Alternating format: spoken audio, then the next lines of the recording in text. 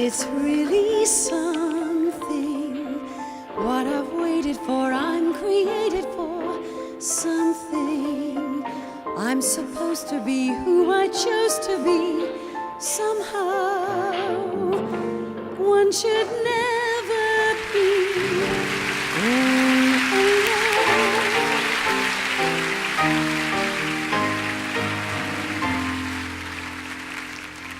Something magic laughing at me, crying for me. Open the gates of heaven, rays of sunlight dancing for me as I begin to behold the world.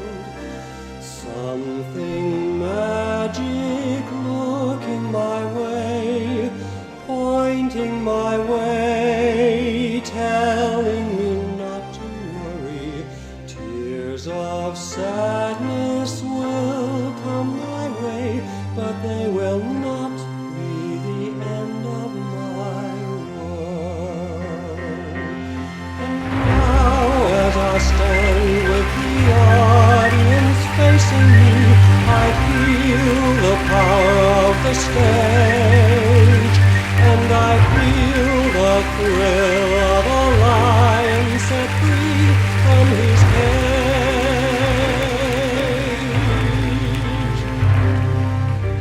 Someone out there staring at me cares about me, cares about what I'm doing. Someday maybe they'll come to see, and they will find what they all want to know. When something magic inside of them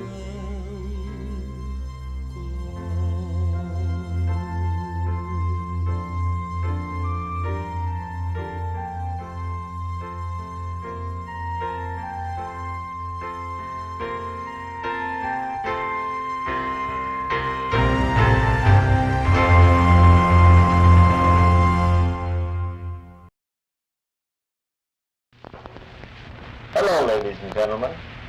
This program is the first in a series about the wonders of space. Your hosts will be the Atkey family. Yes, Dad, I'm sure everyone will enjoy our adventure. 5, 4, 3, 2, 1, 0, blast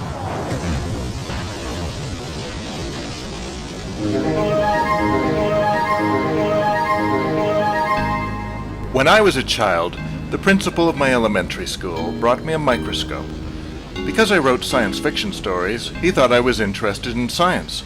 But the truth was, I didn't want to grow up to be Stephen Hawking. I wanted to be Captain Kirk. We have to prepare for blast off. While there were stars in my eyes, there were also tunes in my head.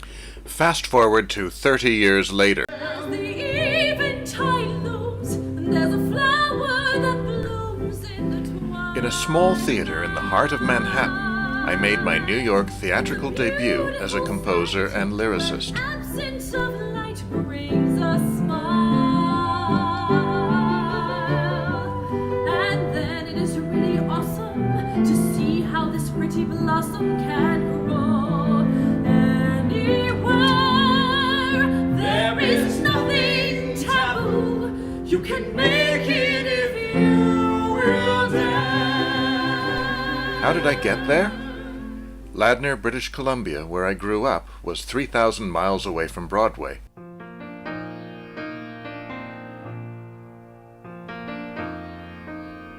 In 1921, it was 12 o'clock on the 1st of December, a newborn 7-pound son.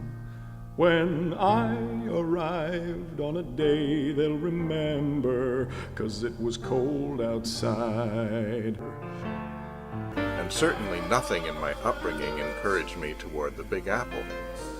But it was a creative environment nonetheless. My father, Ken, was a commercial artist who worked for a major cinema chain, and my mother Marion was a school teacher who saw to it that I was exposed to music at an early age, even though the efforts to get me to learn the piano would end in failure.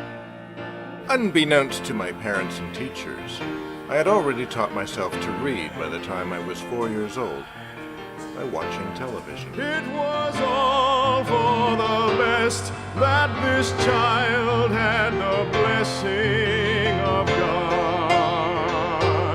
But I knew all along that their feelings were wrong. I would not try to be where I didn't belong. Still, everything sang to me. What was it that first attracted you to musical theater?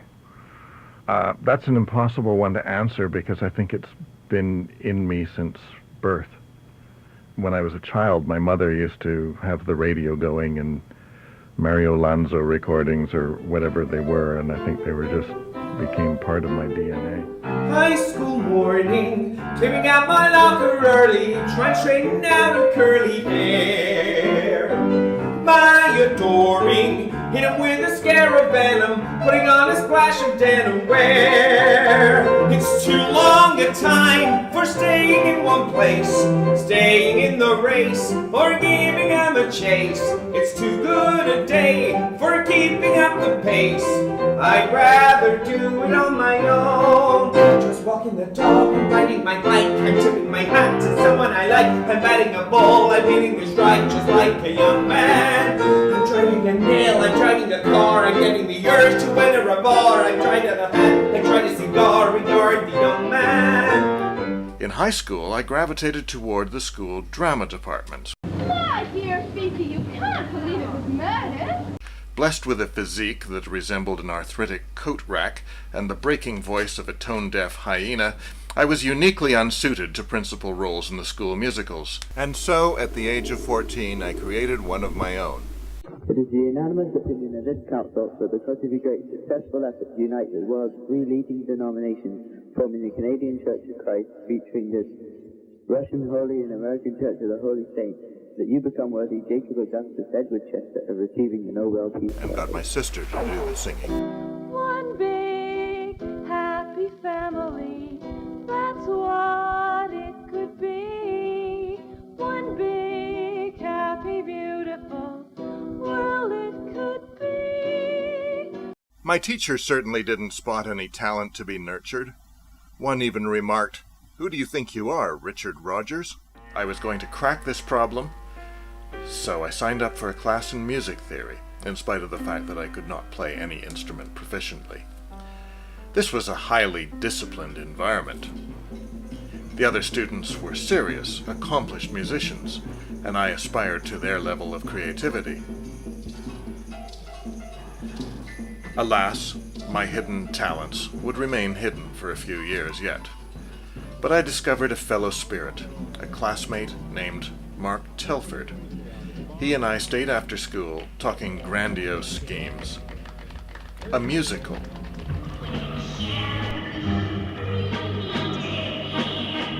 Of Macbeth.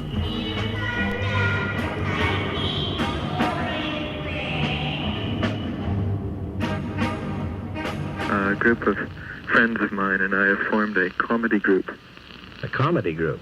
Yeah, for satire. I see. And we call it the National Film Board of Canada. Okay. And we... Sounds like you got a good start already. Yeah. We've produced one radio play called Macbeth. With soft-shoed dancing witches and a porter in blackface. This was a show that would make Max Bialystock break out in goose pimples. And we're going to try to work on staging it this Christmas. Wow. Did you have pretty good success with it? Was it pretty well accepted when you put it on the air? It hasn't gone on the air yet. Oh, I see. You're just going to do it. The station's lost the tape. They did? Oh, that's terrible. You only had one tape? I made the mistake of not sending it registered mail. Yes. And I know it was received, but I don't know who received it. Oh. I sent it to the program director, and I found out they don't have one. So we set to work. But then we hit an obstacle, and I suddenly wished that I had never persuaded the school board to scuttle the principal's plan to rename our school after the neighboring Indian tribe who used to rape and pillage our own Indians. Mel Atkey, what are you doing? He banned all of our activities, and we were forced underground. Rehearsals began under the same tight discipline that I had learned in musicianship class. Every night, every day, he doesn't have a head. He doesn't have a head. I chopped it off. I'll be holding it. Somehow, we pulled it off. On Vancouver Cooperative Radio, it's 7:30. We're going into now the Drama Festival. Tonight, a special production of Macbeth. Macbeth is the story of one man's quest for power and the manner in which he is encouraged by his steadfast and unrelenting wife. Macbeth greets three weird sisters, and following a brief love affair between one of the sisters and Banquet, Macbeth's partner, Macbeth is told that he will soon become king. He sends word home to Lady Macbeth to inform her of the good news. She promptly writes back to him asking what time he would be home for dinner and whether or not to put on the tea. Oh, hello, dear. Have a good day at work? Who the hell are you putting on? Get up bloody awful day. I just about got skinned alive on battlefields. And just as I'm recovering, I meet three of the fiercest looking ball players I ever met. I got the last laugh many years later when I discovered a book called Everything Baseball. In it, there's a list of song titles found in the Library of Congress. Among them was the baseball song, sung by the three witches to Macbeth and Banquo. Don't ask why there was a baseball scene in the opening of Macbeth, and don't ask how it found its way into a book published by Prentice Hall. Just accept it. Yay, king! Of course, Macbeth wasn't a real musical. I knew that, eventually. It was after high school when I joined the University of British Columbia's Musical Theatre Society that my real education began. Their alumni included some of Canada's greatest musical theatre talent, including Jeff Hislop and Brent Carver. Even Margot Kidder made her acting debut there.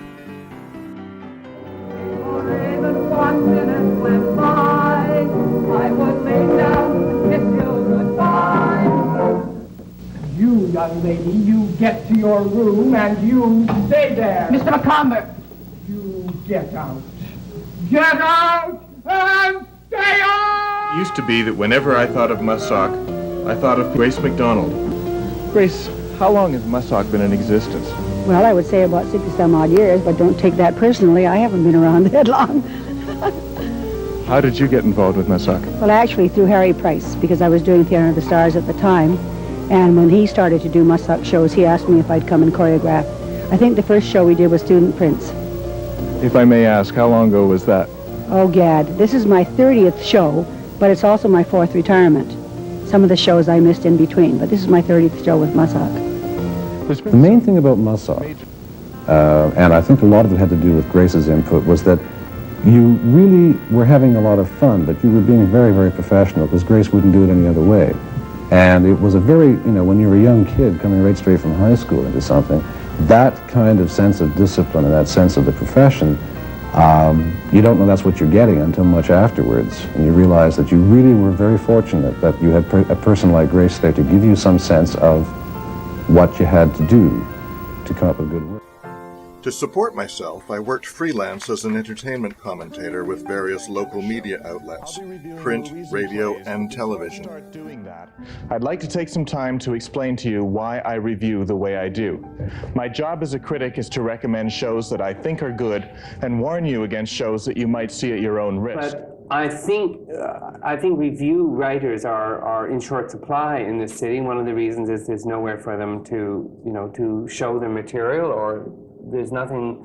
I mean, it's very difficult to gamble on a big-size musical, because musicals are so expensive. It's one thing to do a play like Talking Dirty with 5 actors. It's quite another thing to do a musical which requires, professional musicians and usually a cast in excess of 10 or 12. So I think this is a good opportunity for musical writers to get some exposure. And I know yourself, you've written material, and I think, this is a venue where you can at least, at reasonably, inexpensively expect some of your stuff to be tried out.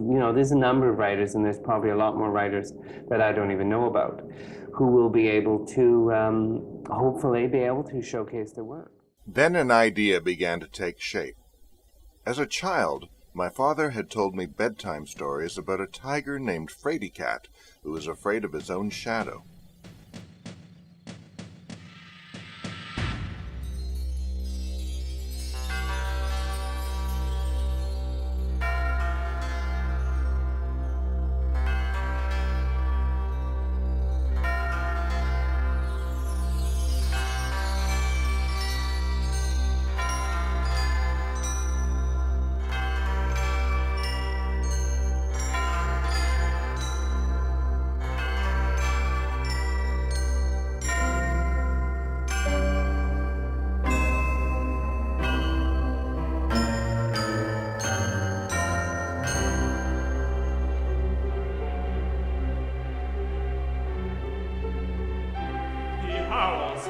Hungry.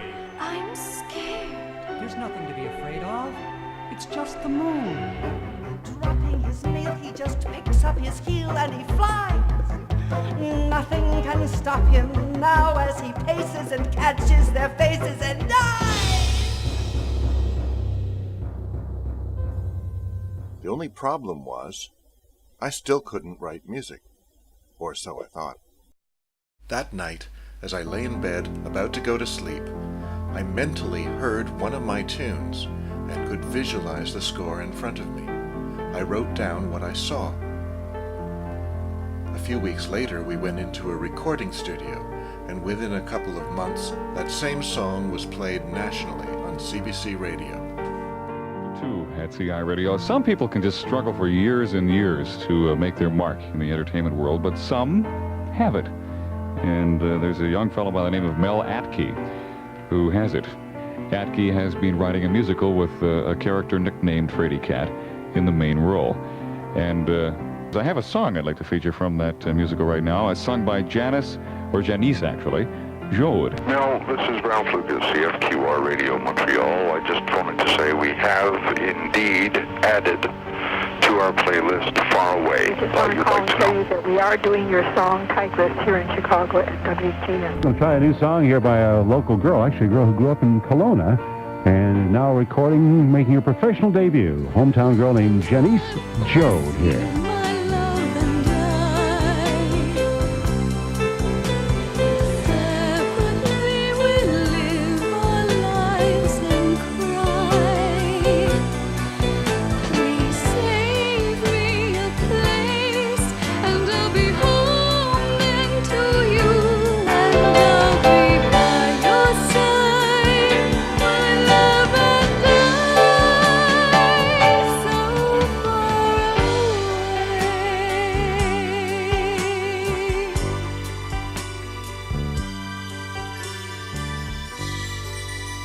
The dam had broken.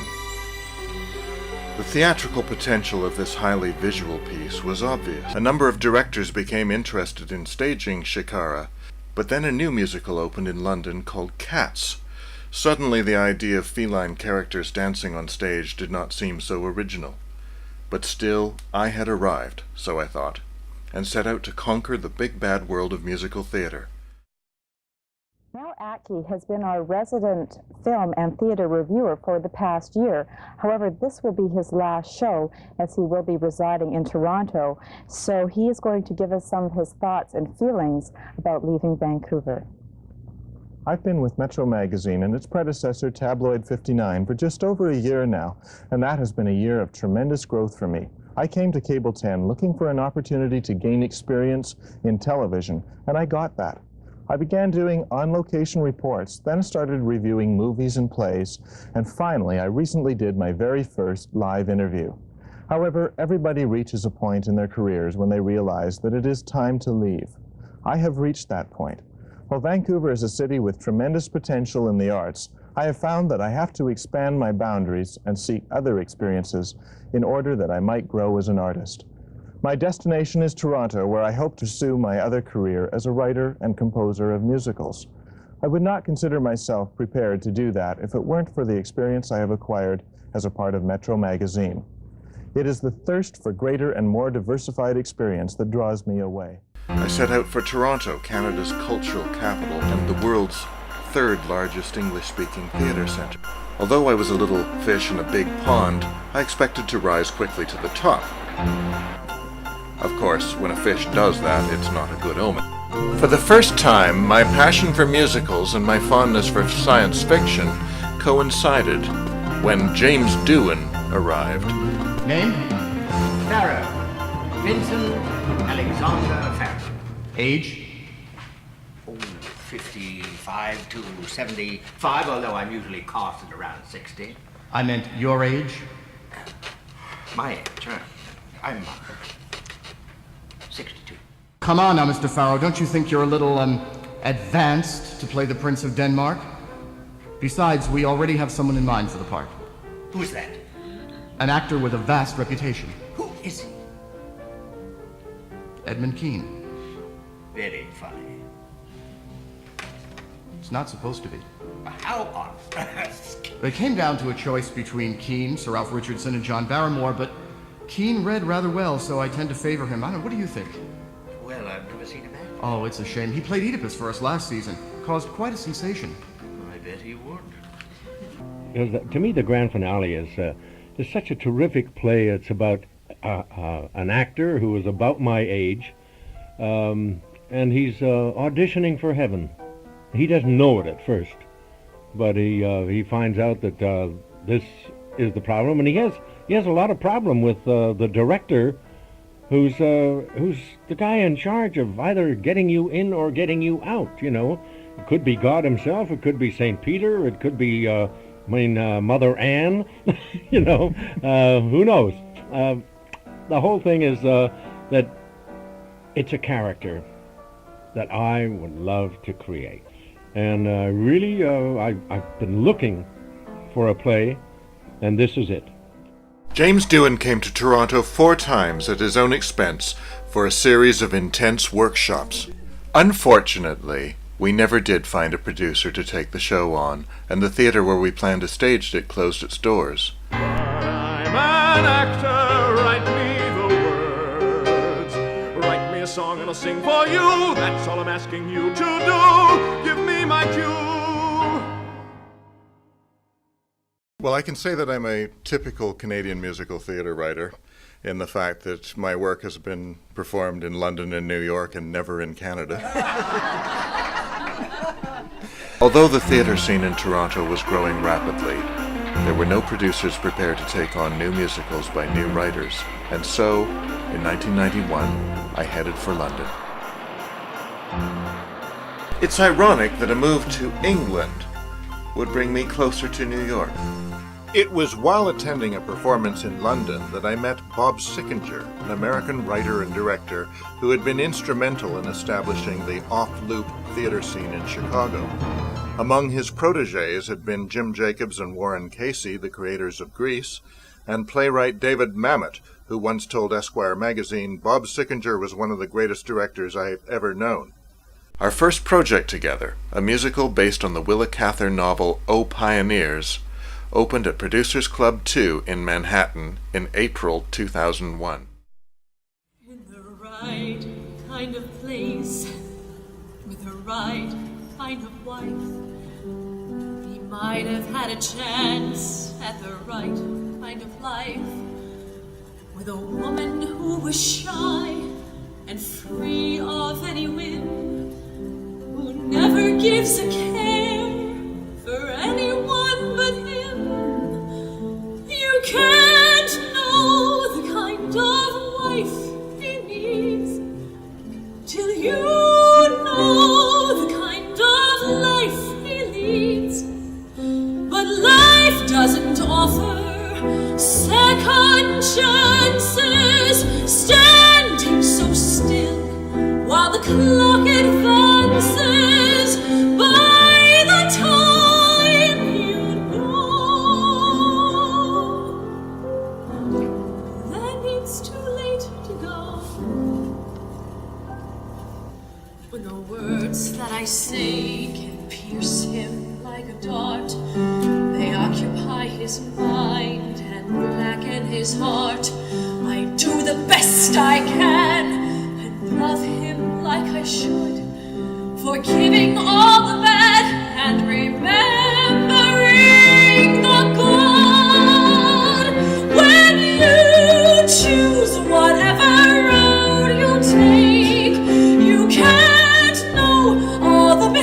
mistakes you'll make, and life doesn't offer second chances, opening doors to new romances. You cannot have it all. You wish you, even if it's too small.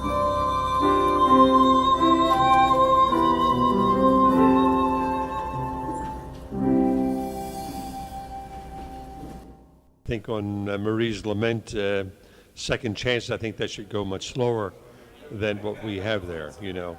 And let's keep together as a team. And I'm just really knocked out with, you know, with what you've done. I'm real happy, and I hope that you'll be that happy with it too. It had been a 20-year journey, but my work had finally arrived on a New York stage, albeit one off Broadway.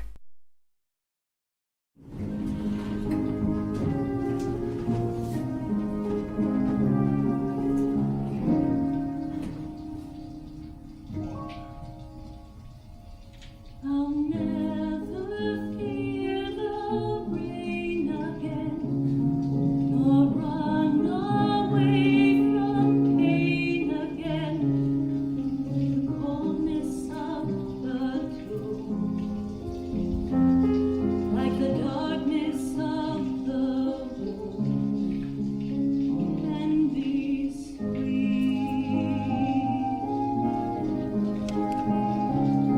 So maybe I can live again by learning to forgive again and reignite my soul and make my spirit whole.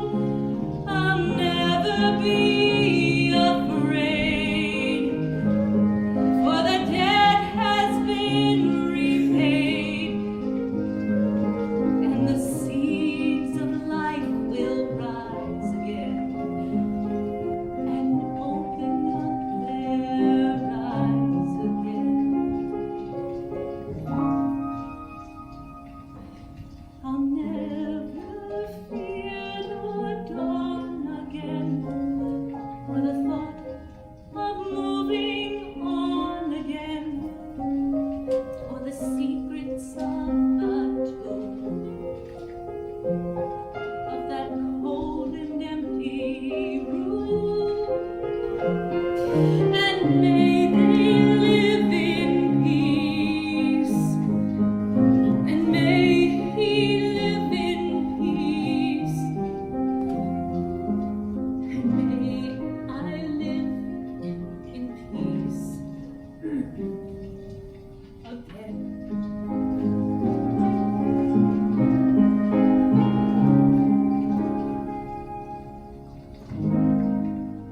Oh, that's a beautiful shot.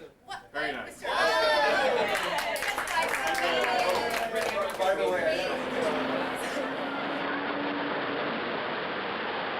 After I returned to London, Bob asked if I would like to write another show with him.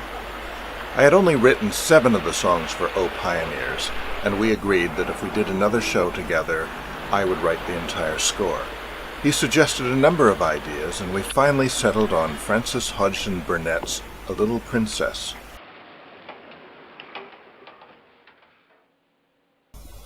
Once again, we worked long distance. For 2 years, Bob would email scripts to me, and I would send music to him as MIDI files.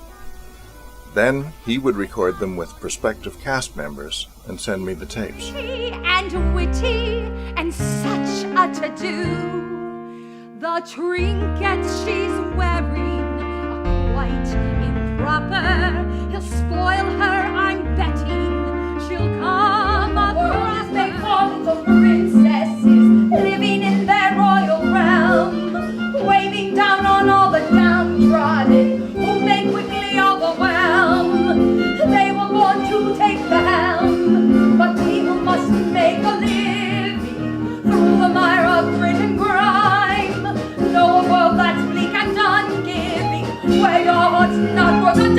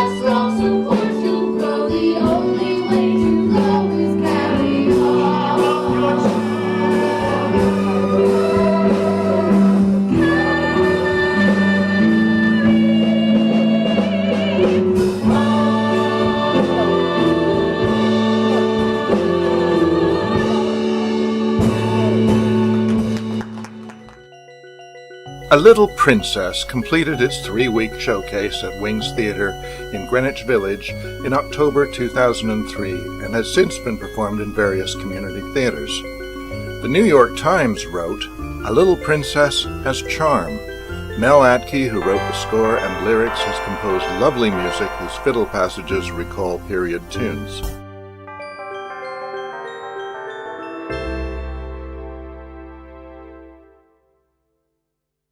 Having written what were essentially 2 American musicals, I began to think about developing my own distinctive voice. So that is the ancestral home of all the Atkeys throughout the world. Exploring my family tree led me to the story of my ancestor James Atkey, who left the Isle of Wight in the 1850s to become a missionary teacher to the Anishinaabeg people of Georgian Bay in Ontario. This would become my first book, When We Both Got to Heaven, published by Natural Heritage Books in 2002. It's funny because I wrote the book living in London, and this is the first time I've actually been back to the place where it was set since then, so it's kind of coming to life a bit. Raised in Vancouver and Toronto and now living in London, England, Mel Atkey returned to Oxenden Cemetery to visit the grave of James Atkey. James Atkey was the first missionary to the area in the mid-part of the 19th century. Mel Atkey has chronicled that story in a new book titled When We Both Go to Heaven. Mel Atkey's great-great-great-grandfather James, who's buried here, was witness to the original treaty negotiations with local First Nations people. Some of those issues are still in dispute today. As well as illuminating the place of the Atkey family in the pioneering days in Ontario, Mel Atkey's book is described as an important resource for insights into early treaty arrangements with local First Nations peoples. They were appalled at what the government was planning to do with them and forcing them off their land, because their idea of educating them was that they would be fully active members of society. And they found themselves in the position of leading the horse to water and not allowing it to drink.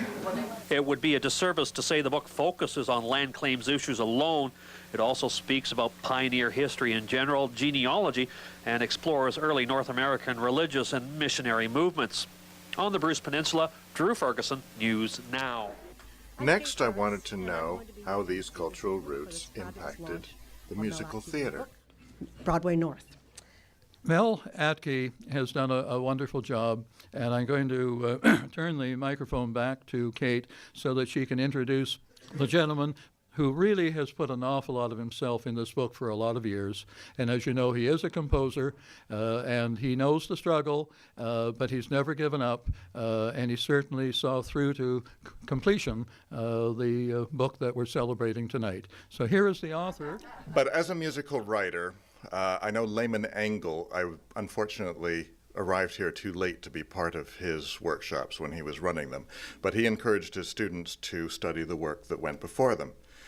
But I felt that I wanted to study the work that went before us here, and for writing shows for the audience at hand rather than the one that's 500 miles away. So, and conversations with Norman Campbell about the early days of Canadian musical theatre is what inspired this book in the first place. The launch in Toronto included a cabaret with guest appearances by Canadian musical theatre stars including Pat Rose, I have run to the sun in the mountains of Ethiopia. Charlotte Moore, Whether it's flat, wherever they found out perdition is at, there's only one fact that has to be faced. The whole thing's a and Dinah Christie. This was followed by similar events in Vancouver and Winnipeg. The book was well received by the Canadian musical theatre community, but what was really interesting was its international reception, especially in Australia, where many people saw the parallels to their own experience. Welcome to Broadway at Bedtime for the second time, Mel Atkey.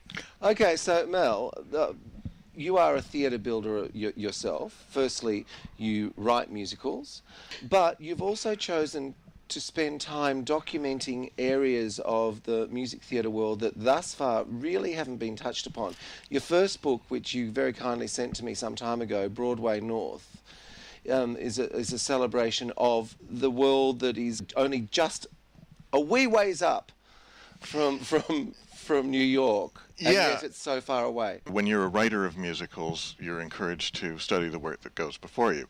But Did everyone hear that? Anyone studying music theatre? Did you hear that? That you are Study the work that went before. Study the work that actually does go before you. because the world did exist. The world of musicals did exist before Wicked.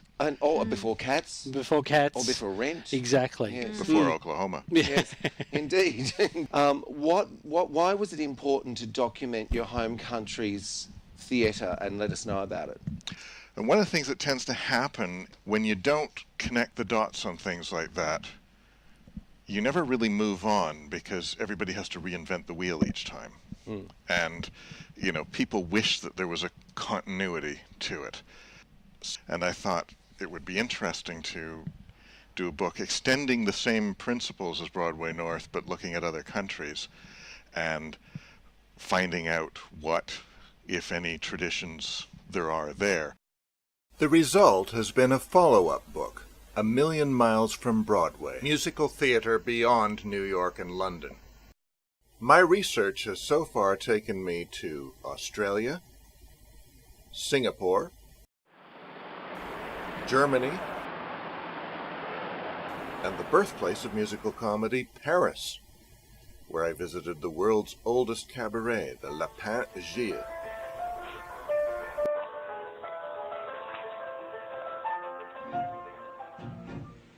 This book will also cover musical theater in Japan,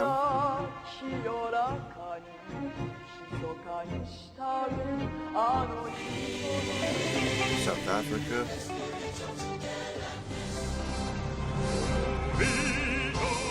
and Argentina.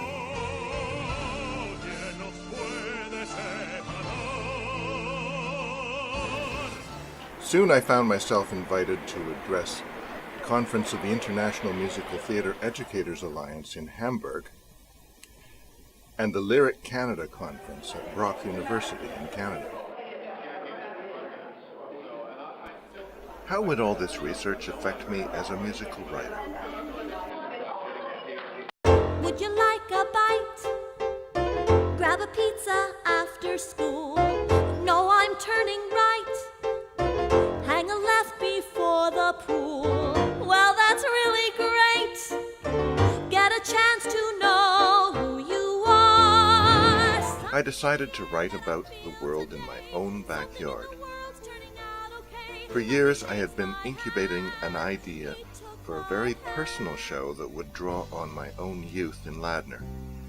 Initially, I wrote it for a cast of 8, and the setting was a high school reunion. One person dreamed of the things a winner dreams. One person never had a dream at all. One person tried to reach for the stars and found the higher you are, the harder you fall to the ground. Of course, the cost of land is high in Mississauga, but it is everywhere. Our house was a steal at $275,000. One person dreamed of writing a symphony. One person dreamed of owning a home. One person dreamed of having a family. No person ever dreamed of being alone all his life. We sent Don Jr. off to a private boarding school for 10 months of the year. What do I find with the passage of time when I reach the end of the rainbow? Then I reduced it to just 2 characters, a man and woman, who are meeting for the first time since they were teenagers and rediscovering their relationship.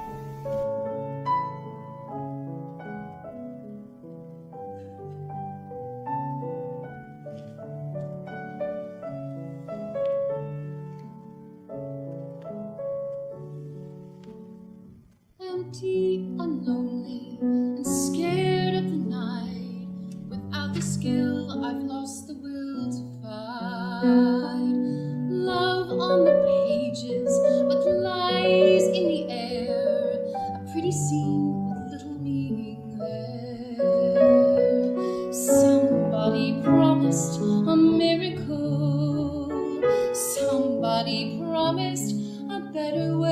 to be kindly romanticized and strangely exotic, a best-selling novel by me. Am I losing control of my life? Am I waiting for miracles that never come true? Am I wasting it all just for you? Perfect Timing was the show I used to sharpen my tools. For many years, I showed it to very few people, but when I finally did, it was a finalist in an International Musical of the Year competition in Aarhus, Denmark. Something in the air that I feel tonight, something in the world's turning out all right, and I know it will. Olivier Award-winning actress Janie D used one of the songs, Something in the Air, as the opening number for her one-woman cabaret show.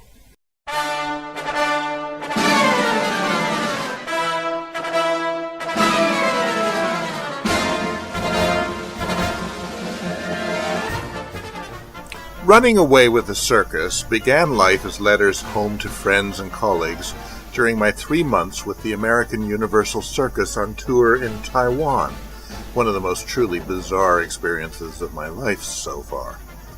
I knew that I wanted to turn them into a book when my friend, television producer Norman Campbell, threatened jokingly to bootleg them and publish them under his own name.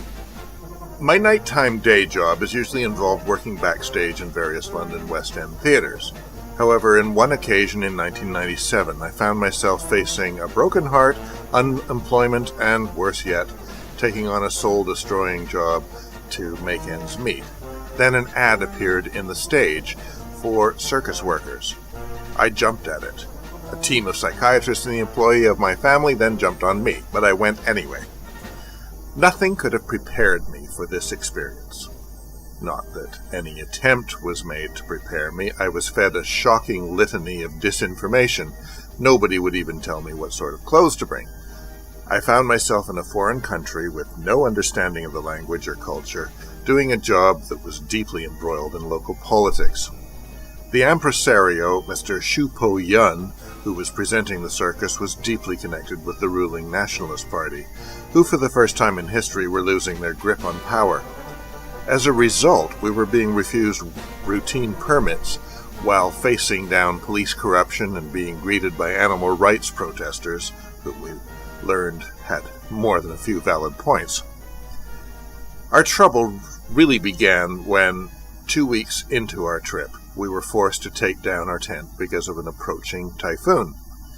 The cultural misunderstandings began to pile up, and when we asked for a 6-ton forklift, we were given a 4-ton and a 2-ton instead. But the show went on, and I had a chance, in between guarding tigers and putting up tents, to explore some of the little-known tourist sites of Taiwan, including the Pescadores Islands, Sun Moon Lake, and the spectacular Alishan Forest Railway. We visited Taipei, Taichung, Tuliu, Kaohsiung, and Jiayi before it became clear that the reason why we were being paid late was not really because a cashier didn't get to the bank on time, and the promoters threatened to make one of our staff disappear if he didn't stop demanding his pay. We left in a very big hurry. At Goldsmiths University of London, I achieved my Master of Arts in Musical Theatre. This involved everything from musical theatre history to the actual creation of new works.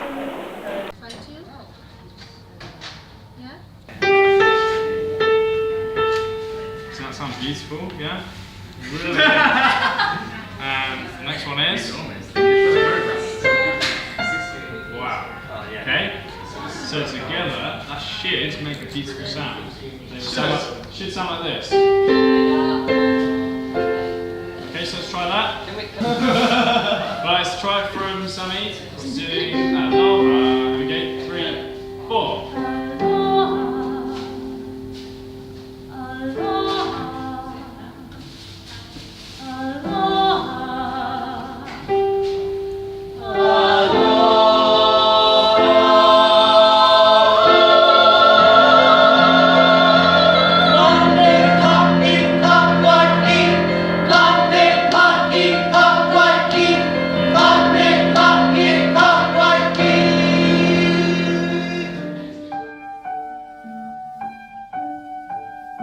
Among my future musical projects is The Last Queen of Paradise, which tells the story of how Queen Liliuokalani lost her kingdom to a changing world. Beauty is a law, and kindness is a law. Aloha is a sympathy you share around, the empathy that must abound. Aloha, the longing is aloha, the yearning for a stronger faith, a better trust, a deeper soul of will. The heavenly one, on her last return, and the scorching sun at his daily burn. Here is love, the cup of the shelter and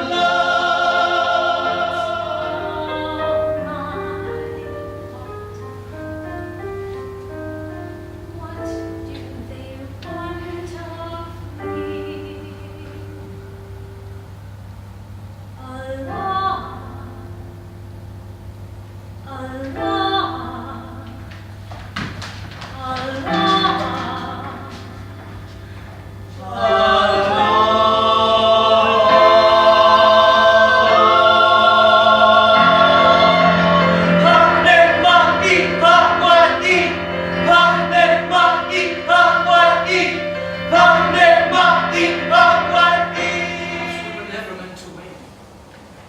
How can you say such a traitorous thing? What if the objective is not to win? For what if the future is not ours to hold? What if it ends up a tale we've not told? What if the ugly it sends up extolled, but when we beautiful? What of the tales of the pleasantries past? What of the foibles and theories amassed? What of the brilliant when these we outlast?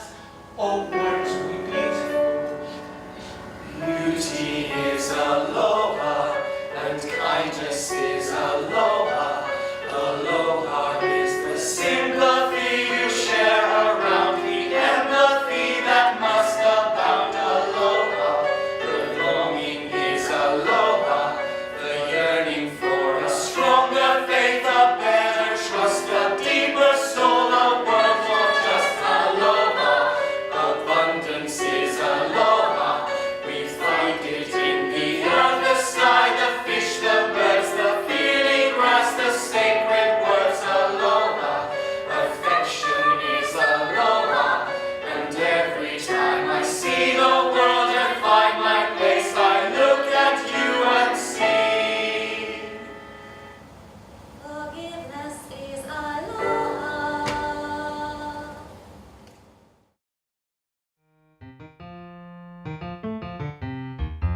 These are some of my other projects and songs. Yes, I'm terrified. I know I'm untried, some unqualified star. Somehow I know there's a place for me somewhere, and passions run through me with petty little things forgotten. A place that I dream of, where thoughts can engage me in rapture and soothe me, and nothing ever has the power to conceal how I know all my